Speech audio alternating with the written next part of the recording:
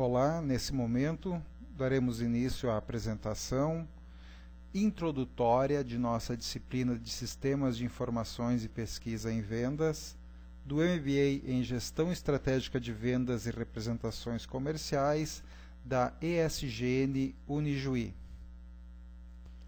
Na parte 1 do conteúdo relativo a essa disciplina, nós iremos abordar alguns conceitos relacionados aos sistemas de informação e também iremos traçar alguns comentários e perspectivas em torno de possibilidades de pesquisa que envolvem essa área do conhecimento. Espera-se que vocês, a partir desta reflexão inicial, consigam vislumbrar algumas possibilidades de investigação em torno da sua atividade profissional.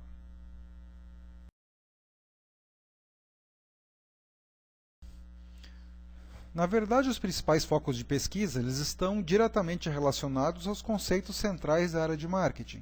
E nós vamos, é claro, discutir e abordar alguns deles como possibilidades de investigação. O primeiro deles diz respeito à identificação das necessidades dos consumidores.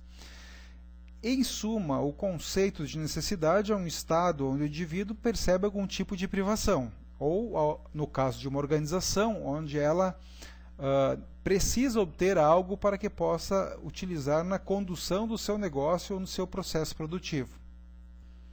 Existem diversos autores que conceituam os aspectos atrelados à necessidade, mas um deles, chamado Abraham Maslow, criou o que ele chama de pirâmide das necessidades. Ele diz que todos os seres humanos, os sujeitos, possuem suas necessidades em um nível hierárquico. Basicamente, esses 5 níveis pressupõem que o sujeito, independente da sua estrutura social, do local onde ele se situa, ele a possui como características específicas de ordem de importância, por assim dizer, sendo que as necessidades mais significativas são as da base da pirâmide.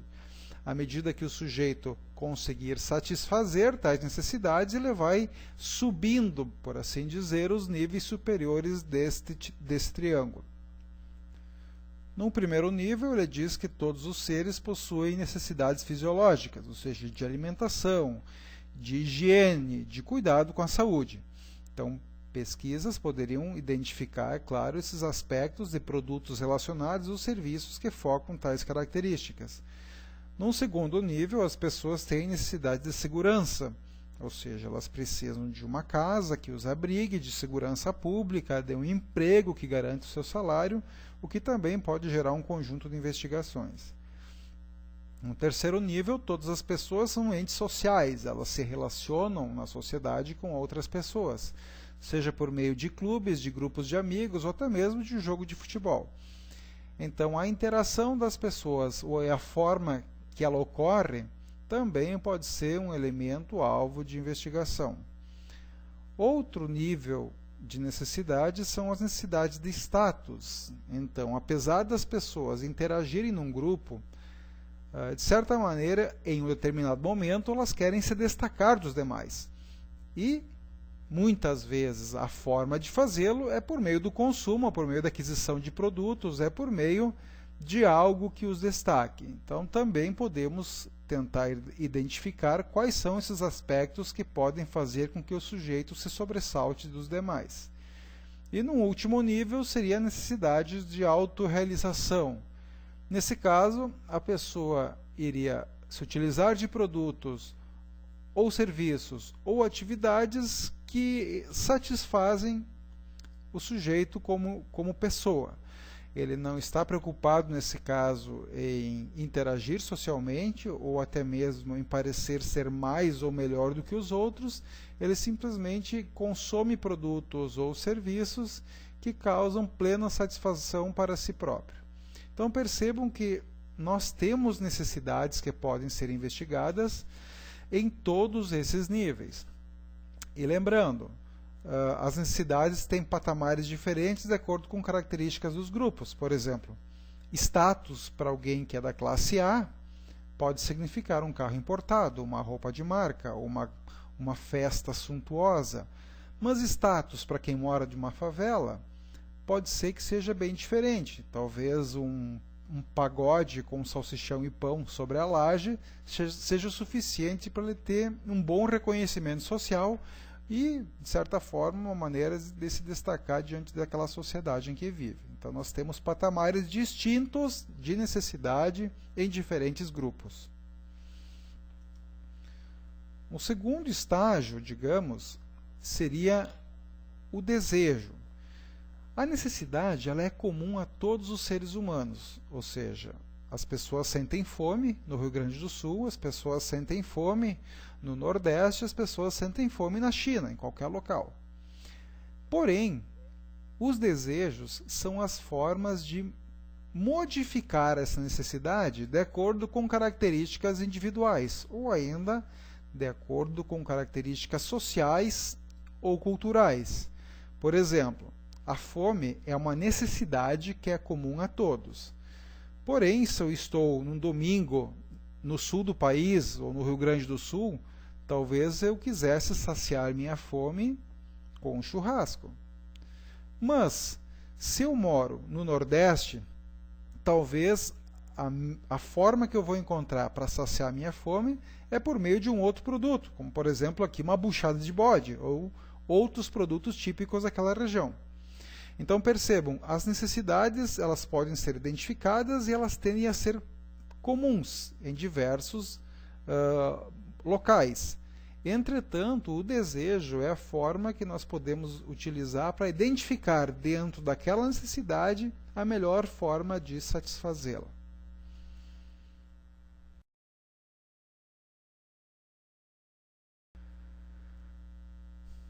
Outro foco que também pode ser utilizado para efeitos de pesquisa diz respeito à demanda, ou seja, verificar se para determinados bens e serviços existe uma camada da população que tem poder de compra o suficiente para sustentar ou tornar viável um determinado negócio.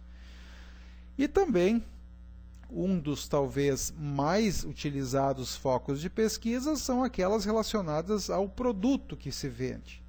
E lembrando que o produto é qualquer coisa que pode ser oferecida para um determinado mercado que ajude a satisfazer uma necessidade ou desejo. Esse produto pode ser um objeto, um bem físico, como por exemplo uma Coca-Cola. Esse produto também pode ser um serviço, como por exemplo um tratamento dentário. Mas esse produto também pode ser enxergado de outras formas, como por exemplo um local. Um passeio turístico, por exemplo, uma praia ou um monumento, ele, embora você não transporte para casa, também é considerado como sendo um produto, pois existem serviços em torno desse local que são comercializados. E até mesmo o produto ele pode ser encarado de outra maneira, por exemplo, um partido político ou ainda um político, entre aspas, é um produto que ele também precisa se promover para que as pessoas votem nele. Isso pode ser enxergado como uma analogia também para outras esferas, como um show musical, por exemplo, ou até mesmo uma religião. Todos eles, de certa forma, procuram gerar algum tipo de solução para um mercado consumidor, para um grupo de pessoas, e em troca as pessoas depositam ou os seus recursos para adquirir, ou a sua fé, ou ainda o seu voto. Então, as pesquisas direcionadas a produtos, por assim dizer, talvez sejam aquelas que têm uma maior amplitude, pois permitem avaliar características e atributos do produto, benefícios, marcas, embalagens, rótulos, imagem e uma série de outros elementos que são passíveis de mensuração por meio de pesquisas de mercado.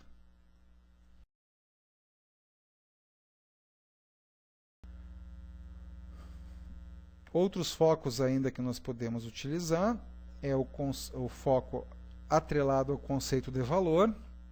Aqui gostaria que vocês compreendessem o valor não como um recurso financeiro, mas sim um conceito mais amplo, que seria a diferença qualitativa entre o que você desembolsa para obter um produto e o conjunto de benefícios que esse produto lhe dá em troca. Vou tentar usar um exemplo com expressões mais coloquiais. Digamos que você compra um sapato, esse sapato custa em torno de R$ 250. É um produto de um preço elevado, mas digamos que você já tem esse sapato há 7 anos. Ele continua bonito, ele continua confortável, ele é um sapato versátil. Você olha para esse sapato e diz, olha, esse sapato de fato vale os R$ 250 que eu coloquei nele. Vejam que essa é uma expressão muito utilizada, inclusive do dia a dia. E, de certa maneira, ela resume o conceito de valor. É claro que o desafio que se tem muitas vezes é de agregar valor nos produtos que nós vendemos, já que o princípio da discussão deste programa está em torno da comercialização, da venda propriamente. E, nesse sentido, existem vários exemplos, várias iniciativas que conseguiram fazer com que se agregasse valor de uma maneira muito expressiva em seus produtos. Vamos citar um deles, que no Japão, alguns agricultores japoneses conseguiram pegar uma commodity, como por exemplo uma melancia, e agregar valor a ela. O que eles faziam? Pegavam essa planta quando muito pequena e colocavam dentro de caixas de acrílico. À medida que a melancia ia crescendo, ela ia assumindo as formas daquela caixa de acrílico. Ao final, eles abriam a caixa e vendiam a melancia. Sabem por quanto? Por $90 cada uma. Ou seja, eles pegaram a melancia, que praticamente se compra em vários locais do Brasil em caminhões, por alguns reais cada uma, R$ 5 uma melancia, e conseguiram fazer com que ela tivesse um preço muito superior às suas características. Isso é um exemplo de agregação de valor. Outro exemplo, um tempero pronto da Arisco, que creio que todos vocês conheçam. Existe nesse tempero sal, pimenta, muitas vezes, cebola, alho, enfim.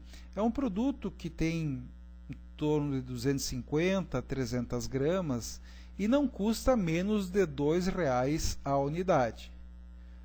Por que esse é um exemplo de agregação de valor? Pensem bem. Esse produto possui em sua composição mais de 90% de sal. Perceberam? Quanto custa 1 quilo de sal? Possivelmente você paga menos de R$ 1 por ele. Então eles conseguiram fazer com que você comprasse praticamente quase puro sal, com alguns temperos, é claro, e conseguiram fazer com que os consumidores percebessem isso como importante e que não se importassem em pagar mais de R$ 2 por 200 e tantas gramas de quase puro sal. Outro exemplo que poderíamos citar também na linha de alimentos é do açúcar.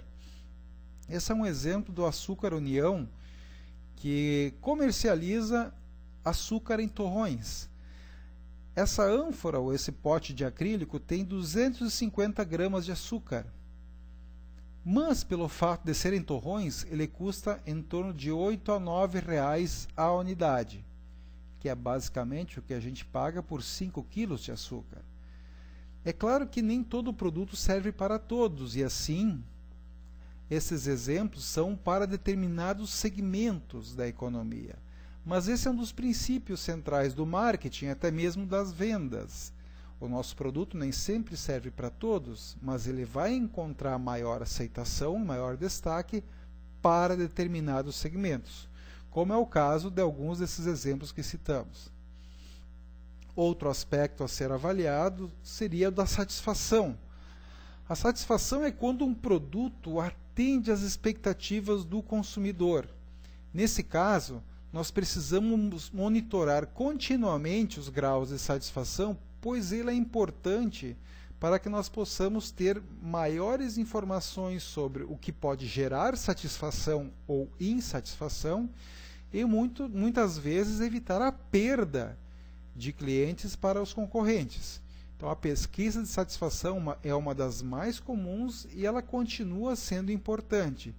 O ideal é que você faça monitoramentos desses graus a cada 6 meses pelo menos, porque o mercado hoje é muito efêmero, muito passageiro, e talvez aspectos que satisfaçam o consumidor hoje, em poucos meses, já não sejam mais suficientes.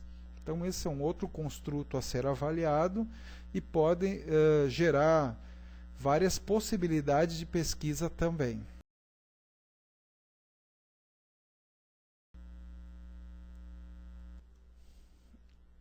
Outro aspecto que se avalia, principalmente no que diz respeito à troca propriamente, seria os métodos de transação, ou ainda os aspectos relacionados com o preço dos produtos. A transação, como conceito, seria a unidade básica de mensuração do mercado. É de que maneira nós vamos estabelecer um valor, aqui no caso especificamente no que diz respeito a preço, aspecto quantitativo, a um valor que pode favorecer a troca de um produto por dinheiro, por exemplo. Então, as formas que eu utilizo e a maneira como as pessoas percebem os preços também são aspectos a serem pesquisados. E ainda existem inúmeras formas de gerar transação, seja por dinheiro, por cheque, por cartão, e cada talvez segmento de clientes tem uma preferência ou uma possibilidade maior de adoção de um desses métodos. Outro aspecto importante é o relacionamento. Avaliar o relacionamento do cliente com uma empresa é fundamental porque estudos demonstram que pessoas fiéis a uma determinada empresa saem mais barato do que pessoas não fiéis, ou seja, custa menos manter um cliente leal e satisfeito do que buscar conquistar novos. Então, a busca do relacionamento contínuo, ela é importante porque ela permite a sustentação de um grupo mais coeso e sólido de clientes ao longo do tempo, que ajudam muitas vezes este grupo fiel, com que você mantém um bom relacionamento, esse grupo é que ajuda a manter o nível de negócios, o nível de vendas com um certo equilíbrio. O mercado, que seria o espaço onde ocorrem as trocas, também é importante principalmente no que tange a quantificação do tamanho desse mercado, ou ainda a identificação dos segmentos com o qual você transaciona. Dentro do mercado, nós vamos encontrar diferentes grupos de clientes com características específicas e necessidades únicas, onde você muitas vezes precisa adaptar o seu mix de produtos para atender essas características, ou até mesmo ter a empatia necessária para modificar sua forma de atendê-los, para que você consiga atender, é claro, de uma maneira única cada um desses grandes grupos. O estudo de mercado ele é fundamental exatamente para identificar o quão variante pode ser esse mercado, ou ainda até mesmo para localizar novos nichos que você consiga atender com os produtos que você vende, ou ainda com novas categorias de produto.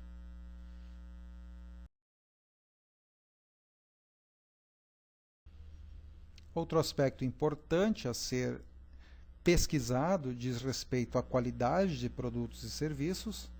Como conceito, a qualidade seria a totalidade de características e aspectos de um bem ou de um serviço que podem gerar satisfação ao consumidor. Ela é importante de ser pesquisada porque é um antecedente de outras variáveis, como por exemplo da satisfação. Se um produto ou serviço tem qualidade, é muito provável que ele gere satisfação ao cliente que está utilizando. Gerando satisfação ao cliente, é muito provável que você mantenha um relacionamento de longo prazo com esse fornecedor. Quanto melhor for esse relacionamento, ele pode gerar lealdade do cliente ao fornecedor, inclusive ele continua comprando e recomenda esse produto para outros clientes também, o que acaba ampliando muitas vezes a carteira que essa organização tem. Então a qualidade é um fator que também merece uma mensuração e uma análise diante dos seus diferentes públicos com relativa frequência. Também se recomenda que pelo menos a cada 6 meses se analise essa percepção de qualidade junto dos públicos com que a empresa interage e transaciona.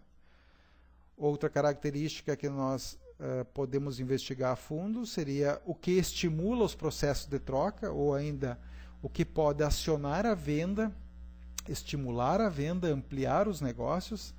A troca, em essência, seria o conceito central da atividade mercadológica, e a principal ação para que ela ocorra está em torno da atividade de vendas, e a partir dela nós podemos ter diversas possibilidades de pesquisa.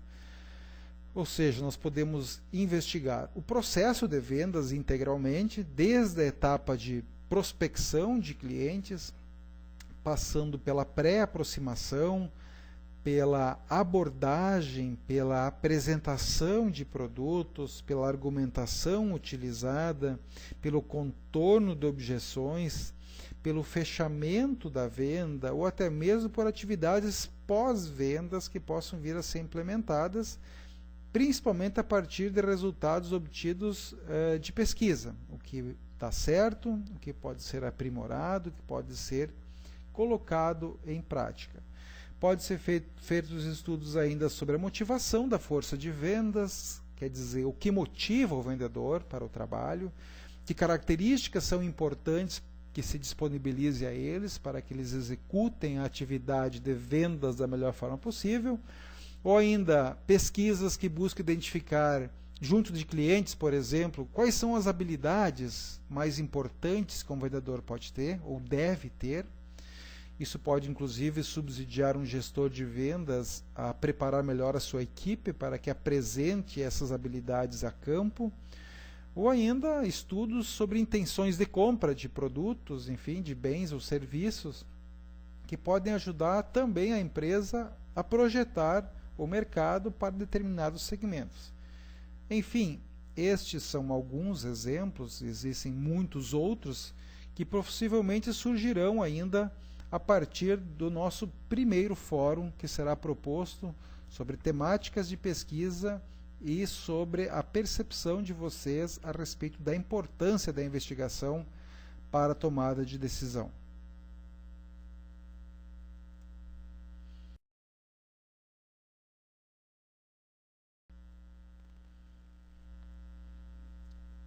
Basicamente, a função da gestão que entra em contato mais direto com o mercado é a área mercadológica, a área de vendas.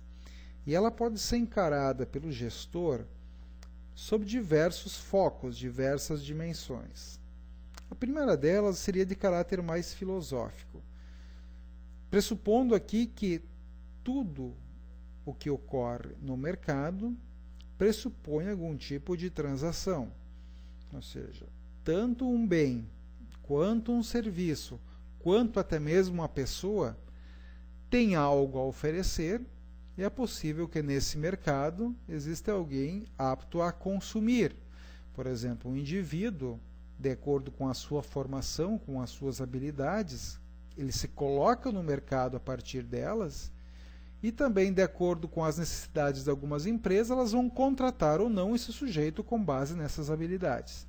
Então, tudo que está no âmbito do mercado seria passivo de transação de alguma forma, não somente monetária, mas existe um vínculo e trocas mercadológicas que ocorrem. De um lado, nós temos uma dimensão funcional, essa sim, quando eu coloco a área de marketing, a área de vendas no organograma de uma empresa, com uma equipe específica, com um gestor, é porque eu incorporo esta ação, essa atividade, no meu organograma ou no meu fazer empresarial.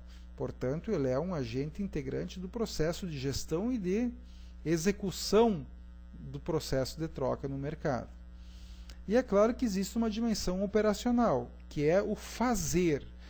Então, tanto a área de marketing quanto a área de vendas dispõe de um conjunto de ferramentas específicas que são usadas junto do campo, junto do mercado, junto dos consumidores, dos clientes, e que vão estimular o processo de consumo. Então, podemos perceber que estas funções específicas aqui postas, elas podem ser enxergadas por diferentes perspectivas, mas todas elas, é claro, direcionadas ao mercado específico e sempre com o intuito de proporcionar aspectos de troca, de transações, de venda com os diferentes públicos com o qual uma empresa interage.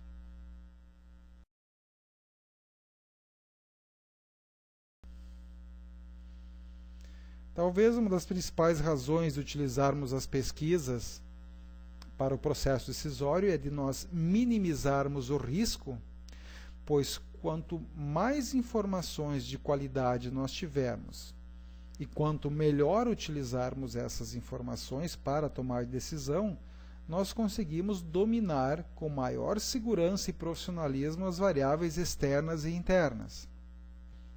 Variáveis externas diz respeito a comportamento do consumidor, segmentos de mercado, atuação da concorrência ou ainda cenários econômicos e conjunturais. E as variáveis internas dizem respeito aos aspectos mais relacionados ao que é comercializado, ou seja, a modificar a embalagem, a modificar a marca, a ampliar o mix de produtos, a melhorar o desempenho da equipe de vendas, a melhorar a apresentação, a motivação e as habilidades desses vendedores, ou seja, o conjunto de elementos que são do controle da organização para que ela possa ter um risco cada vez menor ao poder enfrentar o mercado e atuar nele.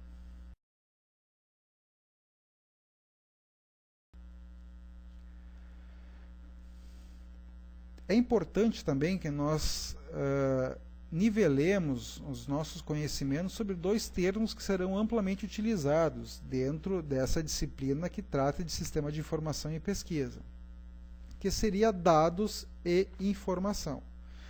O dado, especificamente, é qualquer observação de campo que eu faço em termos de registro, mas que não necessariamente afeta um comportamento ou implica em uma decisão gerencial. Eles, muitas vezes, sozinho, não oferecem um parâmetro confiável. Por exemplo, a minha empresa possui uma carteira de 500 clientes. Bem, isso é um dado. Quando esse dado vai virar informação? Na medida que eu pego esse elemento, esse dado, e construo algum significado para ele. Isso sim pode afetar algum tipo de comportamento. Então, nesse caso, eu trabalho esses dados, eu cruzo esses dados, ou eu comparo eles, e a partir disso eu gero uma informação. Ou seja, os meus clientes, eles começam a fazer sentido quando eu comparar com os meus concorrentes. Bem, o concorrente que eu tenho, que está no mesmo segmento, talvez tenha 70 clientes. Então, talvez os meus clientes, os meus 500, sejam ainda muito maiores e mais rentáveis que os 70 deles. Então, como eu tenho agora um parâmetro de comparação, esse dado isolado, ele ganha um significado maior. Então, nesse caso, ele vira informação.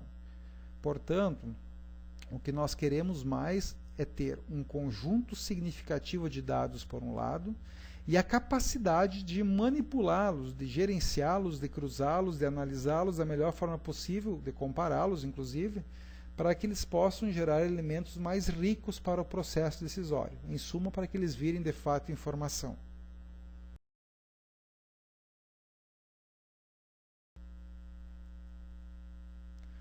E, é claro, toda informação também possui alguns problemas.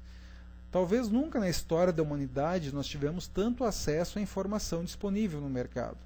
Porém, embora nós tenhamos muita informação, também há muita informação errada, imprecisa ou distorcida, porque existem várias fontes de informação e talvez muitas delas não são confiáveis.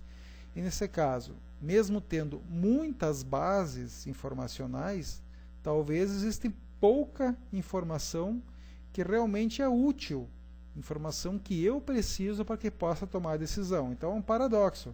Há muita informação, sim, mas talvez pouca informação ou pouca quantidade confiável que eu necessite para tomar a decisão. Muitas vezes a informação ela existe, mas ela está dispersa também. E eu preciso gerar, ou pelo menos mobilizar uma equipe muito grande, muitas vezes, para buscar dados, e nem sempre eu encontro aqueles que preciso. Ou seja, eu posso acessar bases de dados que muitas vezes não são ricas o suficiente para que me gere informação adequada.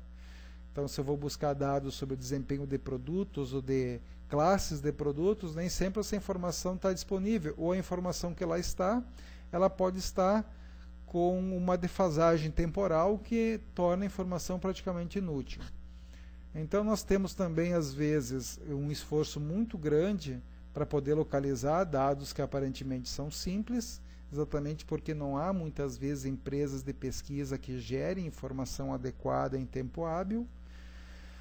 Às vezes ocorre também que a informação é manipulada, ela é modificada, muitas vezes até mesmo por colaboradores. Por exemplo, eu vou fazer uma pesquisa de satisfação com clientes e talvez eu mobilize minha própria equipe de vendas para fazer a pesquisa.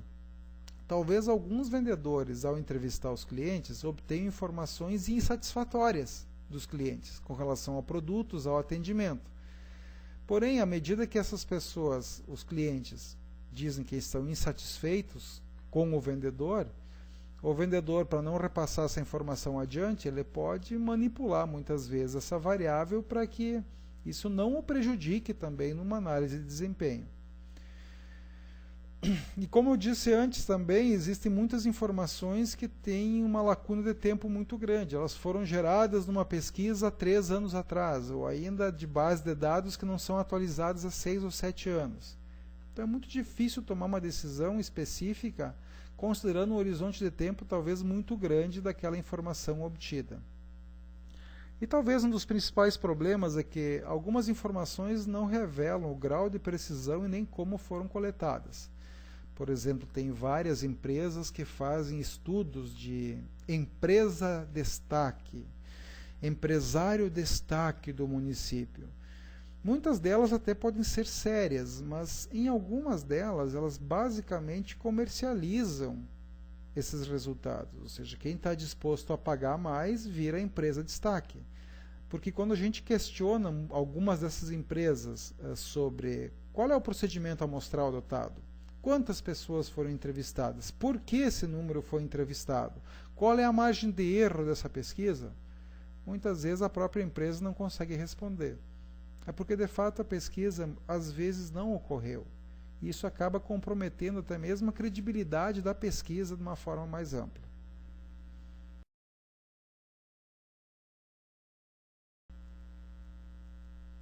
Então vamos agora, a partir das reflexões iniciais, trazer um conceito que define basicamente o que se trata, um sistema de informação. Ele pode ser entendido como uma estrutura de interação contínua de pessoas, ou seja, uma equipe que manipula variáveis, dados que a transformam em informação, de equipamentos, porque muitos dos dados dificilmente conseguem ser gerenciados, analisados e cruzados sem softwares específicos ou hardware que possa armazená-los, e processos, atividades planejadas com início, meio e fim, e que são destinados a coletar, selecionar as informações mais pertinentes, a processar, ou seja, cruzar esses dados, relacionar, a analisar, ou seja, a partir deste cruzamento gerar ilustrações, tabelas, gráficos, indicadores, avaliar os indicadores gerados e, sobretudo, disseminar essa informação em tempo hábil para os gestores, para as pessoas interessadas, para que nós possamos ter dados confiáveis e informações que são úteis no processo de tomada de decisão de mercado. À medida que as informações forem confiáveis, eu consigo executar um planejamento com maior possibilidade de acerto e, é claro, implementar ações mercadológicas a partir dos resultados dessas pesquisas e também controlar o resultado das ações, porque um sistema de informação permite eu registrar dados antes do processo, durante e depois. Sobretudo, tem a grande vantagem de permitir, então, a comparação entre o que eu tinha antes do processo de pesquisa, muitas vezes, de levantamento, eu modificar algumas variáveis a partir da coleta inicial e depois voltar a medir depois implantadas as melhorias. Esse aqui é um conceito da American Marketing Association, que é a Associação Americana de Marketing, e é aceito universalmente, praticamente, como uma boa definição de sistemas de informação. No mercado atual, nós temos um conjunto de fatores que basicamente justificam a importância de termos um bom sistema de informação. Um deles diz respeito a uma necessidade de tomarmos decisão num curto espaço de tempo. Isso ocorre principalmente porque o ciclo de vida dos produtos também é cada vez mais curto. É só olhar o mercado de celulares, a cada 2 ou 3 meses nós já temos novidade dentro de uma mesma categoria. Também esse encurtamento ele impacta diretamente na geração já de futuros produtos e no lançamento dos mesmos. É o que faz também com que muitos produtos vão para o mercado sem terem sido devidamente testados, como é o caso de alguns veículos que depois de poucos meses são chamados para recall, exatamente porque há uma exigência de um encurtamento do processo de criação, mas também de lançamento de produto. E isso também, essas mazelas, se dão em função desse encurtamento de período destinado a teste. Então não é testado o suficiente, o que acaba às vezes impactando em futuros problemas. Então, à medida que eu tiver históricos já anteriores, eu consigo antever potenciais problemas e muitas vezes saná-los antes que ocorram. Outro aspecto importante é que há uma crescente insatisfação do consumidor com relação aos produtos e serviços oferecidos. Isso se dá porque os consumidores estão mais cientes dos seus direitos, possuem um nível educacional cada vez mais elevado. Isso torna mais exigentes. E, é claro, ele também dispõe de uma gama maior de produtos para fazer a sua escolha. Então é importante buscar informações mais específicas, não de grandes grupos, mas agora de pequenos grupos ou de alguns clientes especificamente. Então, refinar o conhecimento sobre determinados segmentos, nichos ou pessoas também é um outro aspecto importante. Então, individualmente eu já posso saber a cada quanto tempo o meu cliente compra determinado produto, quanto ele tende a gastar e com isso planejar inclusive uma futura venda. E é claro, existe também uma preocupação em fazer a comunicação adequada ao consumidor, porque na medida que ele está mais ciente dos seus direitos, fazer uma comunicação que não está condizente com padrões éticos ou até mesmo que possa gerar alguma reputação duvidosa ou uma propaganda enganosa, isso pode impactar futuramente em um aspecto negativo à imagem do produto ou até em alguma questão judicial que o próprio consumidor pode acionar, nesse caso, a empresa fornecedora.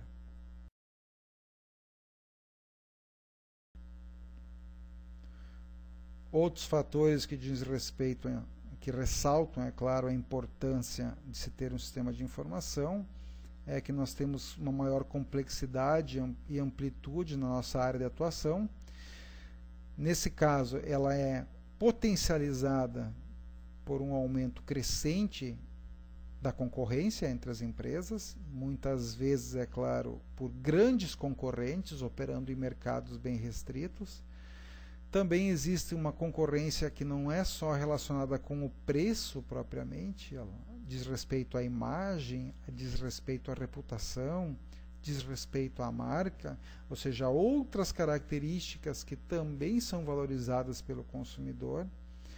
Outra ainda é que o comportamento é mutante, cada vez mais intenso do consumidor com relação a produtos, então ele hoje gosta da inovação, ele gosta de produtos novos e valoriza empresas preocupadas com isso. E ainda também um outro aspecto importante diz respeito à necessidade de um uso mais racional de recursos. Então eu preciso identificar também formas de ser sustentável, de não denegrir, de não prejudicar o meio ambiente, de não prejudicar as pessoas, e também buscando avaliar os impactos de decisões passadas também na imagem desta organização. Avaliando isso, eu tenho como construir soluções mais ambientalmente corretas, por exemplo, nos próximos futuros ou nas próximas abordagens que eu vou utilizar em meus produtos. E ainda, um outro aspecto que favorece a implantação do sistema de informação é que nós temos hoje softwares mais baratos à disposição no mercado, ou ainda mecanismos que são muito mais viáveis do que tínhamos há 20 anos atrás. Portanto, este acesso mais fácil, por assim dizer, e com um desembolso menor, permite às empresas se utilizarem de sistemas incorporados, muitas vezes para a automação da empresa, que também podem servir como importantes subsídios para a manipulação de dados e para a geração de informações que são usadas no processo decisório.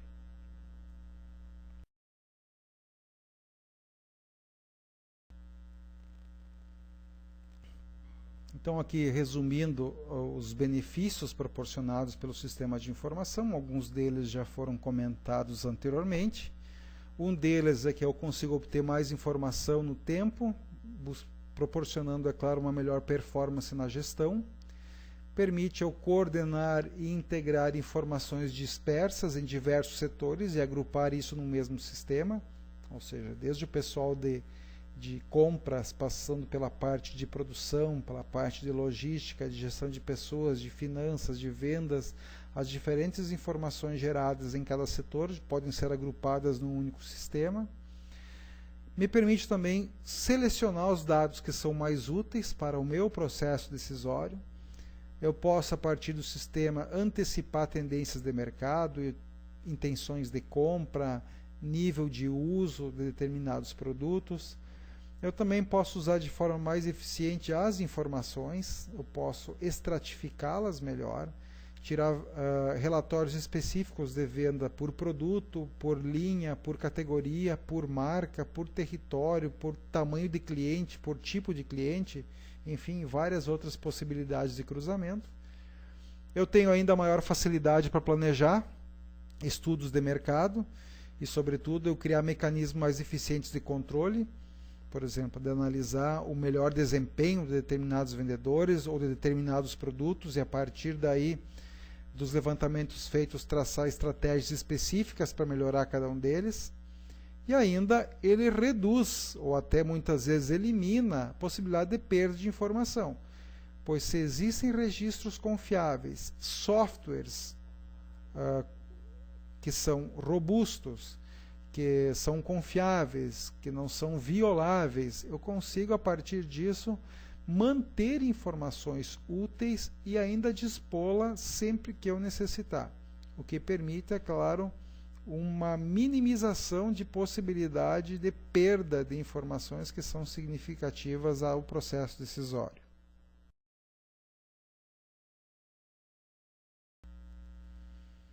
Então é importante também lidar com informação é cada vez mais um exercício de proatividade do que de reação.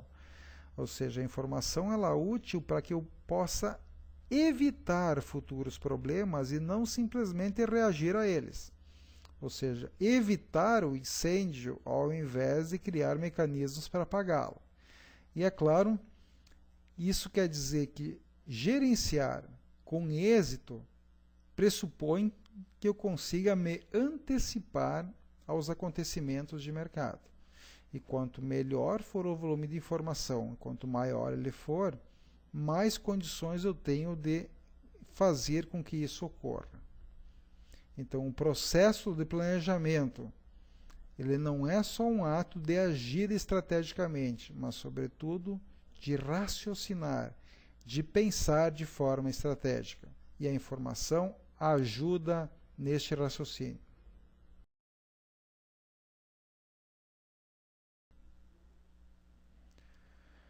Aqui eu trago para vocês um modelo do que seria um sistema de informação de marketing, onde nós temos de um lado os gestores, que são responsáveis por fazer a análise de mercado, planejamento, a implementação de ações, a organização dos setores e das atividades e o controle, se elas estão dando resultado ou não. Esses elementos são direcionados a um determinado ambiente mercadológico. Então, nós temos lá os nossos clientes, os públicos-alvo, os canais de marketing, o varejo, o atacado. Nesse mesmo mercado temos os concorrentes, públicos de interesse, agências bancárias, agências de publicidade e ainda forças macroambientais maiores, como governo, política internacional, câmbio, etc., que são continuamente monitorados a partir do sistema de informação. A função desse sistema de informação seria avaliar, junto dos gestores, a necessidade de informação, avaliar também para quem essas informações devem ser disponibilizadas, para então desenvolver informações que sejam confiáveis ao processo decisório. Esse desenvolvimento se dá por meio de registros internos, ou seja, histórico de vendas, cadastro de clientes e toda a sorte de registros que a empresa já dispõe, sistematizados. Ela pode se dar por meio de inteligência de marketing, onde você monitora a ação dos concorrentes, lançamentos de produtos por parte de outros competidores, enfim, e a dinâmica de mercado. Ela se dá pelo subsistema de análise de informação, onde eu procuro, a partir das informações geradas, cruzar esses dados, analisar, comparar, para poder ter decisões mais acuradas. E, é claro, do subsistema de pesquisa de marketing, aqui direcionando mais a investigação e a coleta de dados primários, ou seja, aqueles que não estão sistematizados, para que eu possa resolver determinados problemas ou ainda antecipar alguns deles. Nossa ênfase maior, por assim dizer, vai ser no subsistema de pesquisa, onde nós vamos tentar instrumentalizar, por assim dizer, vocês, para que possam desenvolver estudos de mercado de forma confiável e profissional.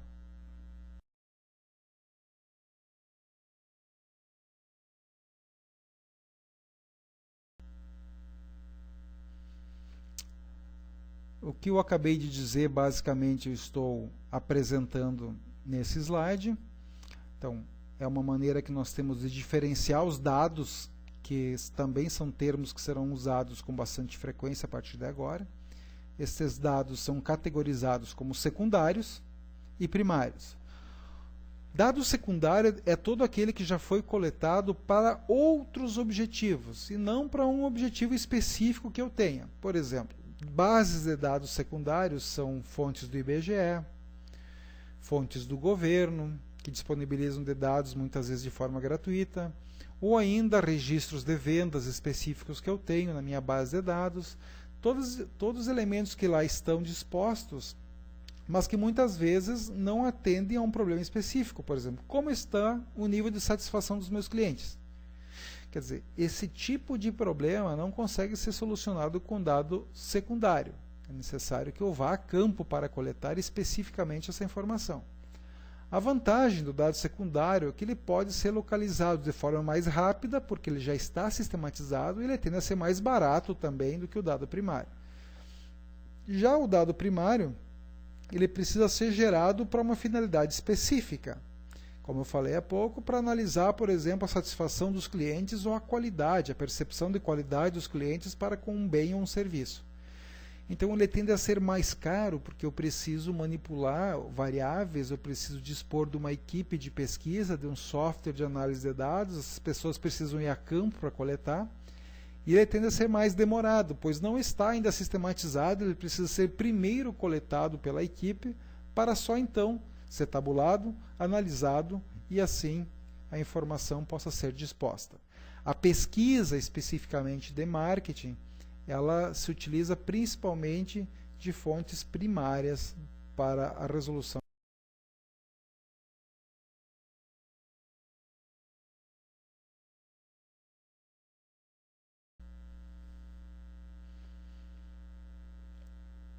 Para finalizar aqui, comentando um pouco sobre dados secundários, já que nas próximas apresentações nós vamos nos deter mais em fontes de dados primários, temos aqui algumas vantagens, mais algumas, além daquelas que eu citei há pouco. Os dados secundários permitem identificar melhor o problema, muitas vezes, quer dizer, se eu estou percebendo no meu gráfico de vendas que determinados produtos estão em queda, eu já posso de imediato identificar que está ocorrendo algo naquele setor ou naquele mix. Ele pode me permitir conhecer melhor um problema. Por exemplo, se eu quero fazer uma pesquisa sobre motivação dos colaboradores, dos vendedores, eu posso ler livros ou ler outras pesquisas já feitas sobre motivação. Isso é uma base secundária que já foi feita por alguém, mas para que eu possa compreender melhor como se analisa, como se mede motivação. Também me ajuda a responder algumas perguntas de pesquisa, quer dizer, muitas vezes outros estudos já feitos, que já estão publicados, já podem dar possíveis respostas a problemas que eu possa vir a ter. Ou ainda me ajuda muitas vezes, a teoria, por exemplo, de um livro, que é um dado secundário, me ajuda a interpretar dados primários com maior critério. Então eu posso coletar dados de mercado, uma pesquisa primária, e às vezes outros estudos ou até mesmo livros e referenciais me ajudam a interpretar melhor o que os clientes queriam dizer com aquele indicador. Como desvantagens, de novo, como os dados não foram coletados para um fim específico, às vezes a informação que você precisa não está nos dados secundários. Ainda, alguns deles podem ser limitados quanto à relevância e exatidão, porque às vezes a informação é coletada, não tem o devido registro e muitas vezes ela não consegue ser utilizada de forma tão confiável assim numa análise mais aprofundada. E talvez um dos principais problemas é que o dado secundário ele está lá sistematizado, mas talvez eles não estejam tão atualizados assim. Então você quer fazer uma análise sobre vendas de um determinado produto, por exemplo, talvez exista um órgão de classe que já fez essa estimativa, só que essa estimativa foi feita 10 anos atrás. Quer dizer, de 10 anos para cá, talvez muito do mercado tenha se transformado. Se eu vou pegar um exemplo de celular, se foi feito um estudo, por exemplo, 10 anos atrás, de empresas ou marcas que eram líderes no mercado de celular, ela não pode ser usada nos dias de hoje, porque basicamente o mercado mudou completamente nesse segmento. Existem outros players, ou seja, outros concorrentes, outras marcas que suplantaram.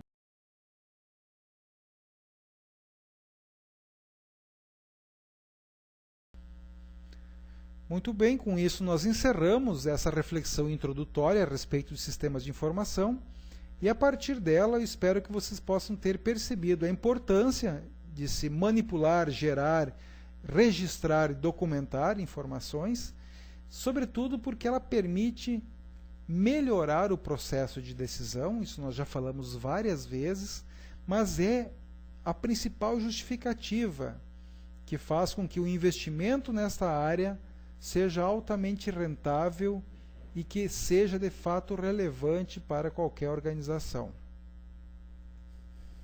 Nas próximas apresentações vocês terão contato com uma forma mais dirigida de levantamento, que seriam as pesquisas primárias, e espero que a partir dos fóruns nós já comecemos a pensar em possibilidades de pesquisa para vocês, para suas empresas, e sobretudo aproveitar esse espaço para refinar um pouco mais essa discussão e talvez fazer com que vocês encontrem focos de pesquisa que possam ser utilizadas desde o início do curso e que possam se constituir em levantamentos que sejam úteis para vocês.